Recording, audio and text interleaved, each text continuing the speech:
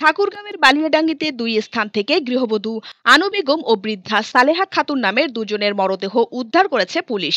এই ঘটনায় গৃহবধূ আনু বেগমের স্বামী একরামুল ইসলামকে আটক করেছে পুলিশ। আনু বেগম উপজেলার ৪ নং বড় পলাশবাড়ি ইউনিয়নের খেরবাড়ি গ্রামের মৃত বসির উদ্দিনের মেয়ে ও একই গ্রামের একরামুল হকের স্ত্রী।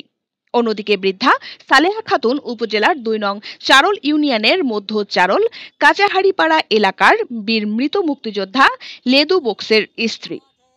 বুধবার সকালে ৪ নং বড় পলাশবাড়ি ইউনিয়নের খেরবাড়ি গ্রামে বাড়ি থেকে ১.৫ কিলোমিটার দূরে বাদামক্ষেত থেকে আনু বেগমের মরদেহ দেখে পুলিশে খবর দেয় স্থানীয়রা। পরে পুলিশ ঘটনাস্থল থেকে গৃহবধূ আনুর মরদেহ উদ্ধার করে।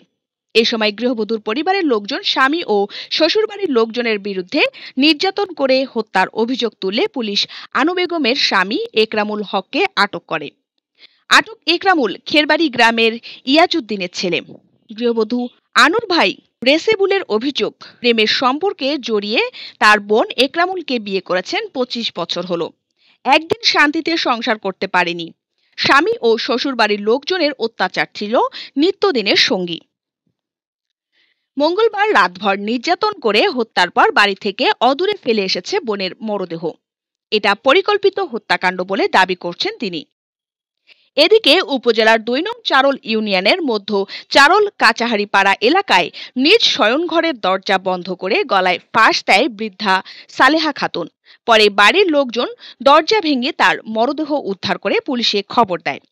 বৃদ্ধার স্বামী মৃত বীর মুক্তিযোদ্ধা লেদু বক্স ও পরিবারের স্বজনরা দাবি করছেন বৃদ্ধা সালেহা খাতুনের মানসিক সমস্যা রয়েছে।